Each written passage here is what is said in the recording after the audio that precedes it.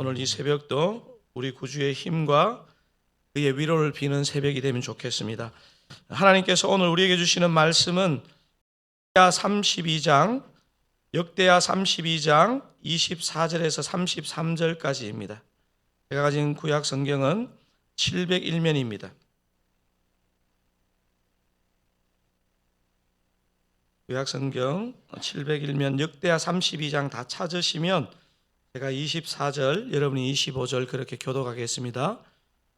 그때 히스기야가 병들어 죽게 되었으므로 여호와께 기도하매 여호와께서 그에게 대답하시고 또 이적을 보이셨으나 히스기야가 마음이 교만하여 그 받은 은혜를 보답하지 아니하므로 진노가 그와 유다와 예루살렘에 내리게 되었더니 히스기야가 마음의 교만함을 뉘우치고 예루살렘 주민들도 그와 같이 하였으므로 여호와의 진노가 히스기야의 생전에는 그들에게 내리지 아니하니라. 히스기야가 부와 영광이 지극한지라. 이에 은금과 보석과 향품과 방패와 온갖 보배로운 그릇들을 위하여 창고를 세우며 곡식과 새 포도주와 기름의 산물을 위하여 창고를 세우며 온갖 짐승의 외양간을 세우며 양떼의 우리를 갖추며 양떼와 많은 소떼를 위하여 성읍들을 세웠으니 이는 하나님이 그에게 재산을 심히 많이 주셨음이며 이 히스기야가 또 기온의 위샘물을 막아 그 아래로부터 다윗성 서쪽으로 곱게 끌어들였으니 히스기야가 그의 모든 일에 형통하였더라.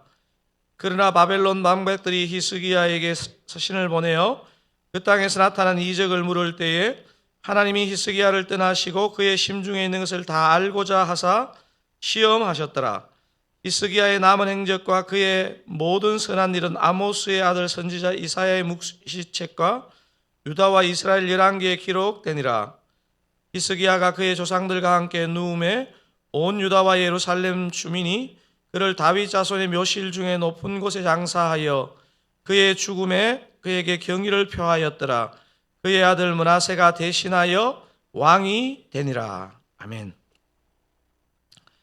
읽은 이 본문을 가지고 히스기야 후반부의 빛과 그림자, 히스기야 후반부의 빛과 그림자라는 제목으로 은혜를 나누겠습니다. 열왕기 상하, 요즘 또 우리가 살펴보는 역대하 같은 성경을 읽다 보면 한 번씩 그런 생각이 들 때가 있습니다. 나는 나의 자녀나 후대 혹은 하나님께서 나를 이렇게 기록하신다면 어떻게 평가하실까 하는 생각을 하지 않을 수 없는 것 같아요. 역대하 29장에서 오늘 본문이 이제 마치는 총 4장에 걸쳐 히스기야 왕의 삶을 기록합니다. 남유다의 3대 선왕이 있다 그랬죠?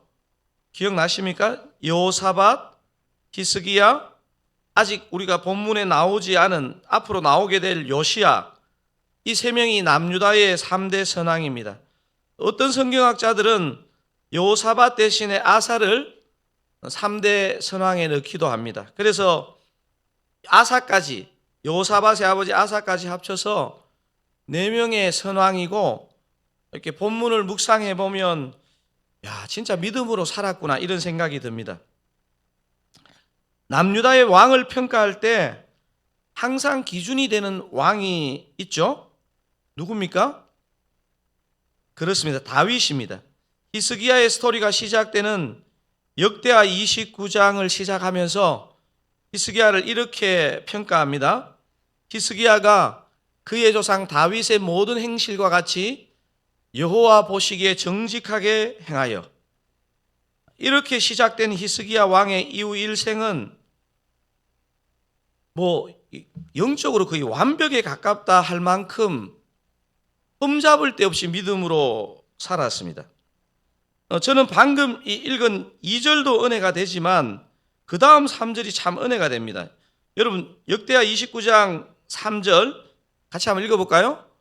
첫째 해 첫째 달에 여호와의 전 문들을 열고 수리하고. 왕이 되어서 제일 먼저 한 일이 뭐라는 겁니까? 성전의 수리와 성결 작업을 시작했다는 겁니다. 한 사람의 삶이 정돈되기 위해서 베개와 이부자리를 정리하고 딱 나와가지고 그 중심 성경 읽기로 하루를 시작하는 듯한 그런 느낌으로 그의 왕정을 시작하는 것을 볼 수 있습니다. 그래서 히스기야의 왕정은 자신이 능력을 키워서 나라를 부강하는 데서 시작한 게 아니고 이 역대기 기록을 보면 성전의 성결 작업에서 시작했다는 사실입니다. 그러니까 우리로 말하면 말씀 읽기, 예배, 기도하는 것으로 하루를 시작했다는 소리입니다. 그래서 역대하 29장은 성전 성결 작업을 쭉 기록하고 있고 그 다음 30장을 넘기면 유월절 준수를 철저하게 준비해서 국민들이 백성들이 허투루 드리지 않도록 유월절 준수를 합니다. 31장으로 가면 산당들과 제단들을 제거하고 여러 필요한 개혁들을 단행합니다. 이에 대한 역대기 기자의 오늘 본문이 들어있는 32장 바로 앞장 31장 마지막 절에 이거를 이렇게 한번 또 가름을 합니다. 한번 역대하 31장 21절 마지막 절인데요. 한번 읽어볼까요? 그가 행하는 모든 일 곧 하나님의 전에 수종드는 일이나 율법에나 계명에나 그의 하나님을 찾고 한 마음으로 행하여 형통하였더라. 제가 역대기 기자의 마음이 되어서 한번 읽어봤는데요. 완벽한 거예요. 완벽한 거. 히스기야의 경건과 삶 자체가 그냥 하나님의 마음에 합한 사람이었습니다. 어제 본문에 해당하는 역대하 32장 1절에서 23절은 히스기야가 정말 하나님의 은혜를 힘입지 않고는 일어날 수 없는 일을 기록하고 있습니다. 왜냐하면 약소국인 이 남유다가 당시 최대 강대국인 아수르가 먼저 형제국인 북이스라엘을 멸망시키고 남유다를 무너뜨릴 기세로 지금 막 오는 게 어제 내용이거든요. 그리고 누가 봐도 비교가 안 되는 전쟁으로 예상됩니다. 여러분, 이게 하나님의 특별한 섭리가 아니고 그냥 유다가 이겨 이러면 제정신이 아니구나 이럴 거예요. 아마 이 절체절명의 순간을 히스기야가 어떻게 대처합니까? 여러분 20절 같이 한번 읽어보겠습니다. 시작. 이러므로 히스기야 왕이 아모스의 아들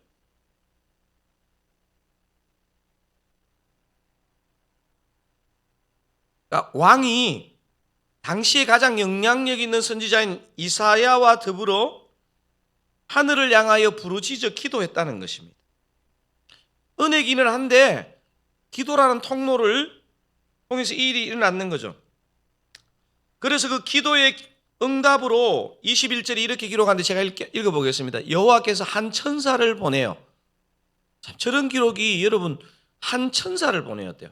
한 천사를 보내서 어떤 일을 했냐면요, 아수르 왕의 진영에서 모든 큰 용사와 대장과 지휘관들을 멸하신지라.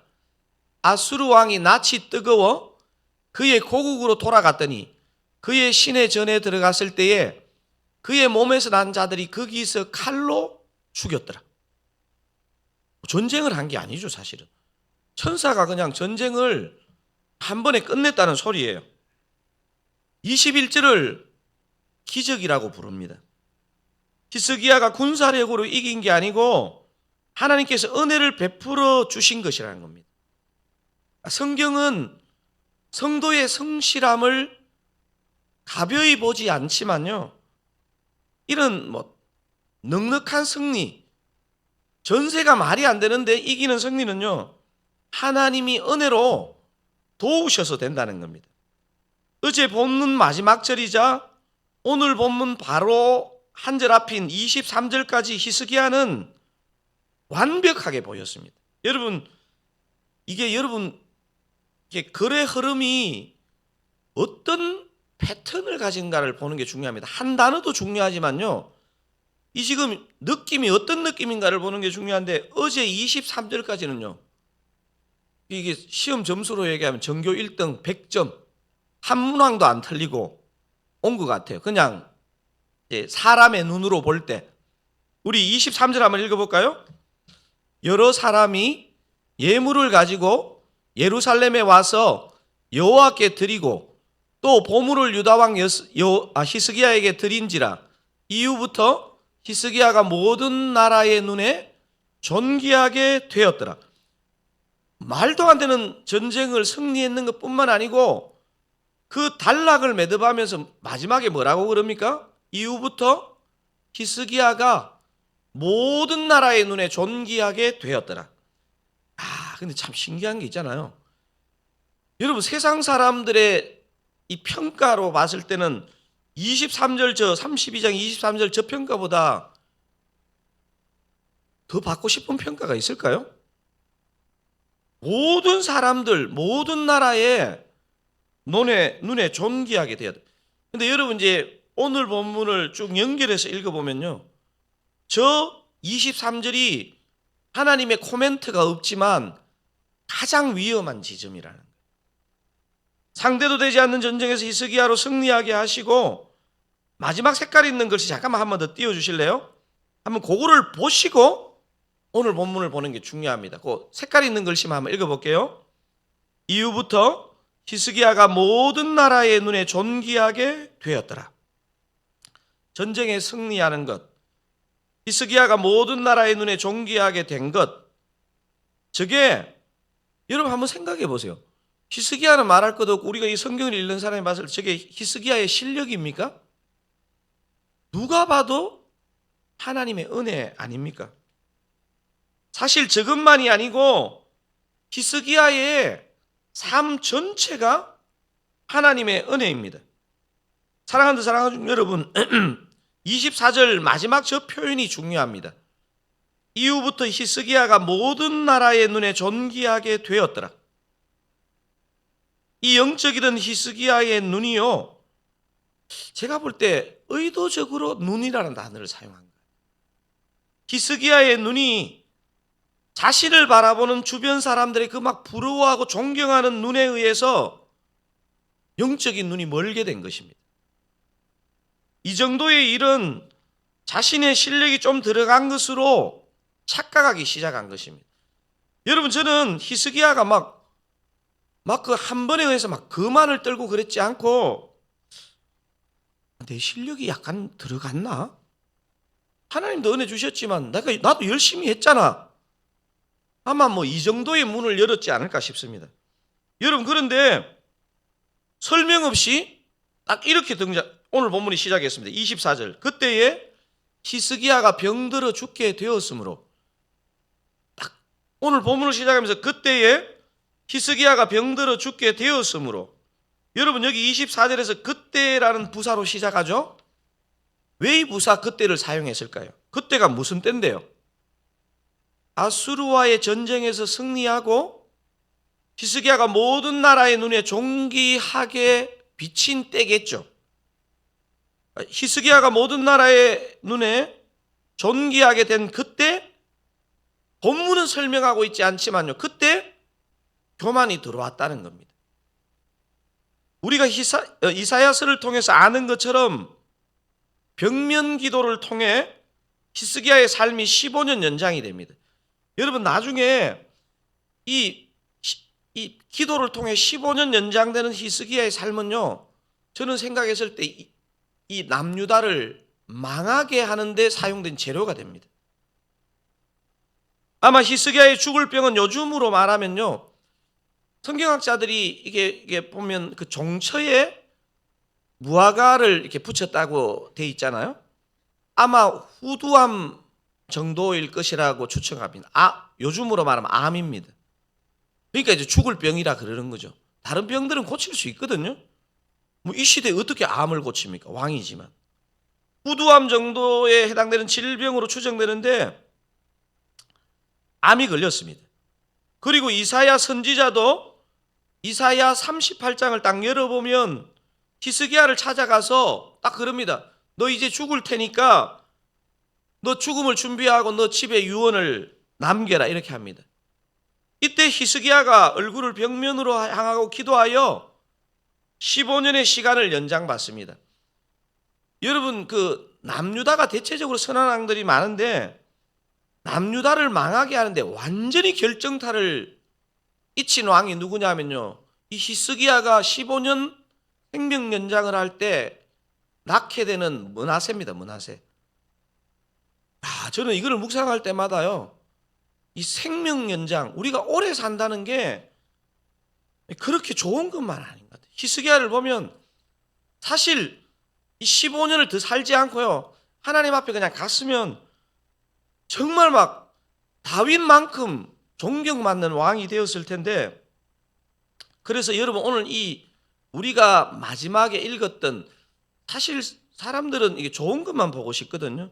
히스기야의 요 마지막을 보기 싫어하는데 저는 이렇게 생각합니다. 만약에 히스기야가 그 말년에 걸렸던 병이 후두암이라면 암보다 더 무서운 게요, 교만입니다. 암보다 더 무서운 게 교만이라는 것을 이 본문이 보여주고 있습니다. 여러분 25절을 한번 읽어보실게요. 같이 한번 읽어보겠습니다.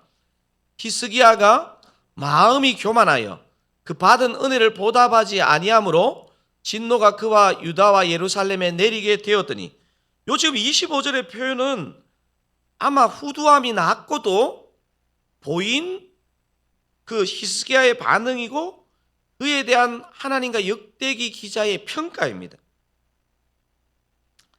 여러분, 그리고 24절에 보면 오늘 지금 읽었던 25절 앞에 있는 24절에 보면 죽을 병에서 고쳐주시는 이적을 보이셨다는 기록을 합니다. 하지만 25절, 방금 읽었던 25절에 이 이적을 히스기야가 어떻게 받아들였다고 기록하고 있습니까? 히스기야가 마음이 교만하여 그 받은 은혜를 보답하지 아니하므로, 저는 요 개역 개정의 번역이 그렇게 마음에 쏙 들어오지 않습니다. 요 번역은 새 번역이 더 잘 번역했습니다. 자, 교만을 어떻게 번역했는지 새 번역을 한번 읽어보겠습니다. 그러나 히스기야가 교만한 마음으로 받은 바 은혜에 감사하지 않으므로, 지금 새 번역은 교만한 마음이 뭐라는 겁니까? 받은 바 은혜에 감사하지 않는 마음이라. 그렇게 존경을 받던 히스기야의 삶에 그것도 너무너무 잘 살고 그 후반부에 우리는 그림자를 발견하게 됩니다. 히스기야 삶의 후반부의 그림자가 이렇게 정리할 수 있습니다. 뭡니까? 한마디로 얘기하면 교만이고, 그 교만을 조금 전에 새 번역 성경은 어떻게 번역했습니까? 은혜를 은혜로 감사하지 않는 것. 여러분, 히스기야가 저는 그런 생각 듭니다. 강 목사, 너는 히스기야처럼 살 수 있니? 보장 못하죠.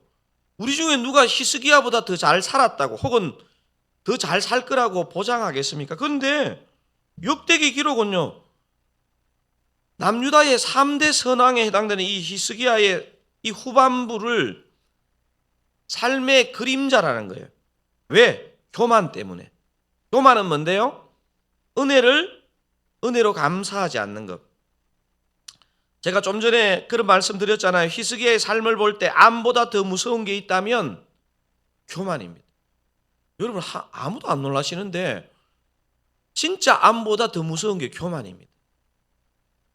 사실 아담과 하와에게 왜 죽음이 찾아왔습니까? 여러분, 원래 하나님이 만드실 때 아담과 하와가 죽음이 있었던 게 아니에요. 죽음은요, 죄 때문에 후차적으로 찾아온 거예요. 왜 아담과 하와가 죽게 되었느냐? 물론 선악과를 따먹는 행위 때문인데요, 그 코어에 뭐가 있냐면 하나님과 같아지려고 하는 사단의 게임을 받아들인 마음이. 사랑하는 사랑 가족 여러분, 우리 삶에서 가장 중요한 것은요, 끝까지 교만하지 않고 겸손하게 사는 것입니다.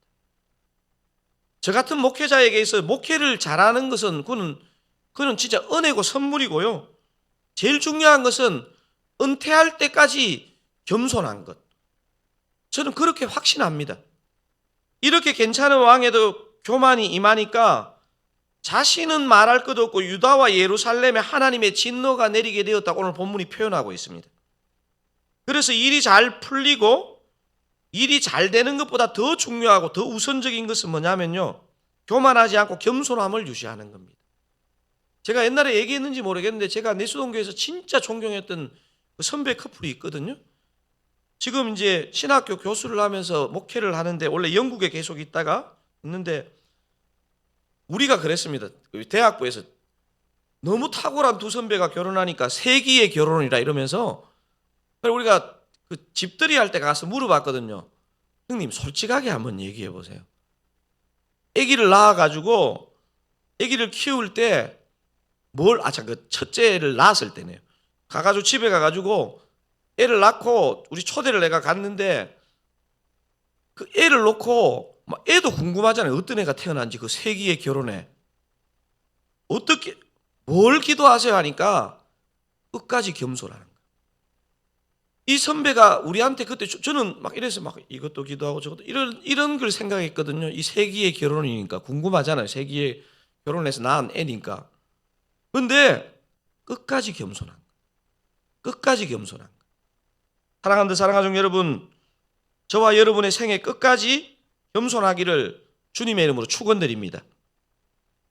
그렇다면 오늘 본문이 기록하고 있는 히스기야 삶의 후반부의 빛은 무엇인가요? 조금 전에 교만이 그림자였다면 히스기야 삶에 그래도 여러분 히스기야가요 인간적으로 말하면 끝까지 믿음을 지킨 사람이에요. 자, 26절에 그 답이 나와 있습니다. 26절 한번 읽어보겠습니다. 히스기야가 마음의 교만함을 뉘우치고 예루살렘 주민들도 그와 같이 하였으므로 여호와의 진노가 히스기야의 생전에는 그들에게 내리지 아니하니라. 물론 이것도 나중에 이제 한번 이런 자세히 살펴볼 기회가 있으면 보겠지만 히스기야가 사실 영적으로 마지막에는 좀 혼미해진 게 사실이에요. 자기 당대에 이런 일이 안 일어나는 것만으로도 감사하다 그러고 헷갈리는 소리를 해요. 사실은 그 읽어보면. 근데 하나 나누고 싶은 게 뭐냐면요, 히스기야가 교만했지만 잘한 게 뭐냐면요, 그 교만을 뉘우쳤다는 거예요. 회개했다는 거예요. 여러분, 저나 여러분이나 잘못은 많이 하지만 깨달을 때마다 여러분 회개하세요? 사실 지금 히스기야의 삶 후반부가 보여주는 빛이 뭐냐면요, 교만함을 뉘우쳤다는 거예요. 여러분, 그리고 역대기 기자가 이거를 주목하는 게 뭐냐면요, 본인만 뉘우친 게 아니고 이게 예루살렘 주민들도 그와 같이 했다는 것을 보여주고 있습니다. 여러분, 저 같은 리더나 집에 가장이나 순장님이나 영향력 있는 분이 교만하면요, 그 교만을 다 따라합니다. 제가 목회하면서 두려운 게 뭐냐면요, 내 속에 있는 약점이 어떤 성도에게 드러날 때 저분이 영향을 받았나? 이런 생각이 들면 내가 그냥 혼자 잘못했는 것보다 더 각성될 때가 있잖아요. 사랑하는 사랑하는 여러분, 죄를 짓는 것보다 더 죄된 게 뭐냐면, 여러분 이거 중요한 말입니다. 죄를 짓는 것보다 더 죄된 게 뭐냐면요, 회개하지 않는 것입니다. 사랑하는 사랑하는 가족 여러분, 저와 여러분도 잘못하고 넘어질 수 있겠지만 그때 적극적으로 뉘우치고 회개하는 저와 여러분이 되면 좋겠습니다. 죄 안 짓는 것 중요하지만요, 죄를 안 짓고 싶지만 안 지을 수가 있나요? 죄 지었을 때 즉각 뉘우치고 회개하는 것이 중요합니다. 잘 회개하심으로 더 큰 손해보지 않고 주님의 선한 뜻을 이루시는 데 쓰임받으시는 저와 여러분 다 되시기를 주님의 이름으로 축원드립니다.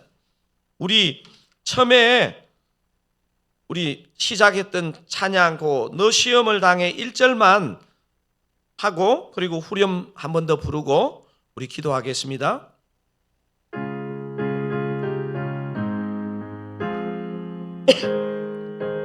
너 시험을 당해, 너 시험을 당해 죄 짓지 말고 너 용기를 다해 곧 물리치라. 너 시험을 이겨 새 힘을 얻고 주 예수를 믿어 늘 승리하라. 우리 구주의 힘과 그의 위로를 빌라. 주님 내 편에 서서 항상 도우시리. 아멘. 항상 우리 구주의 힘과 그의 위로를 빌라. 우리 구주의 힘과 그의 위로를 빌라. 주님 내 편에 서서 항상 도우시리. 오늘 두 가지 메시지만 기억하면 좋겠습니다. 히스기야가 얼마나 훌륭했는지가 중요한 게 아니고요, 안타까운 것은 그의 후반부에 그림자가 있는데 뭐라는 겁니까? 교만이라는 겁니다. 교만이 뭡니까? 은혜를 은혜로 감사하지 않는 것. 히스기야 후반부의 빛은 뭡니까? 그 교만을 뉘우치고 회개한 것입니다. 그 회개는요, 그 핵심이 뭐냐면 교만함을 뉘우치는 것입니다. 우리가 요 메시지를 붙잡고 요 두 가지 메시지를 오늘 하루 종일 묵상하면서 이 말씀의 은혜 가운데 살 수 있도록, 오늘 하루만이 아니고 우리 남은 평생이 교만을 버리고 겸손할 수 있도록, 또 교만했을 때 바로 회개할 수 있도록 그런 영적으로 민감함을 주시옵소서. 우리 한번 합심해서 기도하시겠습니다. 하나님 아버지 감사합니다. 이렇게 훌륭했던 히스기야도 인생의 후반부에 큰 병이 들면서, 아니 많은 사람들의, 많은 나라의 부러움과 존경을 받으면서 교만이 들어왔고, 그 교만 때문에 또 어려움도 찾아오고 이런저런 삶의 어려움이 있었습니다. 주님, 교만하지 않게 하시고 겸손하게 하시고 하나님 아버지 은혜를 은혜로 감사하게 하옵소서. 혹 교만했더라도 교만을 뉘우치고 회개하고 주님과 화목하고 연합한 삶의 여정들을 걸어갈 수 있기를 원합니다. 하나님 아버지, 오늘 한날 나의 교만함을 내려놓고 은혜를 은혜로 감사하며 주님 앞에 겸손할 수 있기를 원합니다. 나의 삶의 모든 끝까지 교만을 버리고 교만을 뉘우치고 회개하며 주님의 능하신 손 안에서 겸손하며, 아버지여, 삶이 막힐 때나 삶이 형통할 때나 나에게서 기인되지 않은 것을 알고 끝까지 겸손할 수 있도록 은혜 베풀어 주시옵소서. 우리 두 가지 기도 제목 가지고 합심해서 기도하고 개인 기도 제목 가지고 충분히 기도하시고 돌아가시기 바랍니다. 내일 새생명 축제가 있는 주일 예배입니다. 천하보다 귀한 한 영혼이 주님께 돌아오는 천국 잔치 같은 기쁨이 그 사랑 공동체에 가득하게 하옵소서. 그 나오기로 약속한 영혼, 또 고민하고 있는 영혼이 주님 앞에 나와서 정말 천국 잔치를 맛보게 하옵소서 기도하기를 원합니다. 두 번째, 환우와 고통 가운데 있는 그 사랑 가족들에게 오늘 이 시간도 주님이 친히 위로하시고 치유하시고 회복과 은총을 허락하여 주시옵소서. 우리 요 두 가지 기도 제목 가지고 함께 기도하시고 개인의 기도 제목 가지고 기도하시고 오늘 하루 승리하시기 바랍니다. 기도하시겠습니다. 하나님 아버지 감사합니다. 내일 새생명 축제가 있습니다. 내일 새생명 축제가 있는 주일 예배입니다. 모든 주일 예배가 중요하겠지만 내일 특별히 은혜 주사 천하보다 귀한 한 영혼이 주님께 돌아오는 것을 함께 기뻐하는 천국 잔치가 벌어지는 현장이 되게 하여 주시옵소서.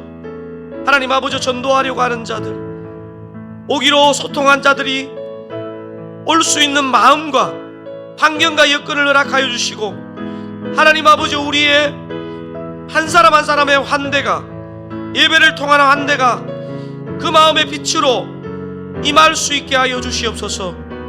환우와 고통의 시간 보내는 그 사랑 가족들에게 우리 주님의 위로와 우리 주님의 치유와 우리 주님의 회복하게 하심의 은혜가 있기를 원합니다. 저희들에게는 어떤 능력도 없습니다. 하나님 아버지, 간절하게 은혜 구하오니 아버지여, 몸과 마음이 아픈 자마다, 삶이 막혀있는 자마다 회복과 형통의 은혜가 임할 수 있도록 은혜 베풀어 주시기를 원합니다.